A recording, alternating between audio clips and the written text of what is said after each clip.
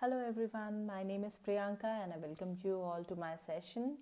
Let's proceed for our question, which says that write briefly the underlying principle used in Davison-Germer experiment to verify the wave nature of electrons experimentally, and what is the de Broglie wavelength of an electron with kinetic energy 120 electron volt.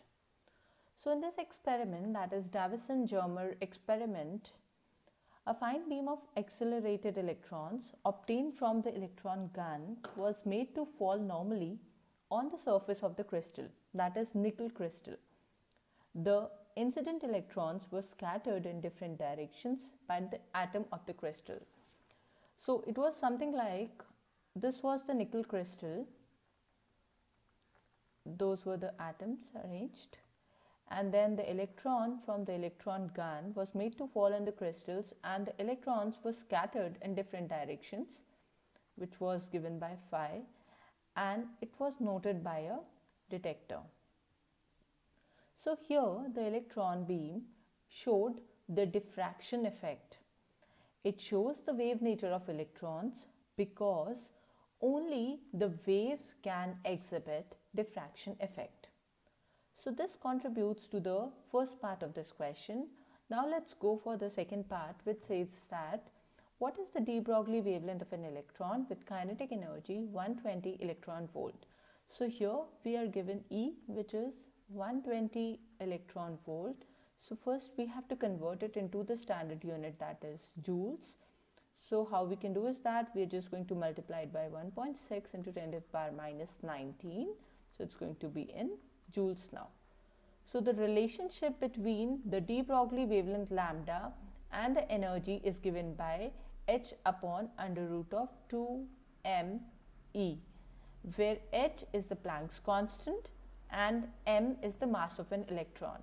So we are knowing the value of this Planck's constant, which is 6.63 into 10 to the power of minus 34 upon under root of 2 mass of an electron, which is 9.1 into 10 to the power of minus 31, and then the value of this E, we are knowing that, which is 120 into 1.6 into 10 to the power of minus 19.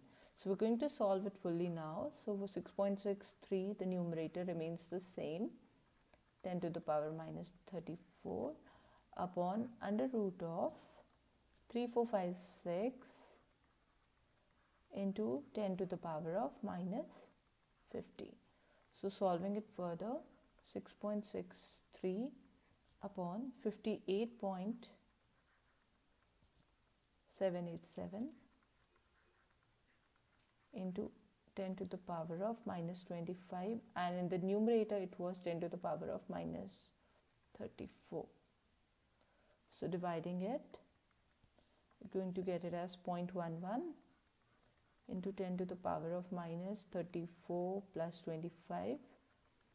So we can write it as 0.11 into 10 to the power of minus 9.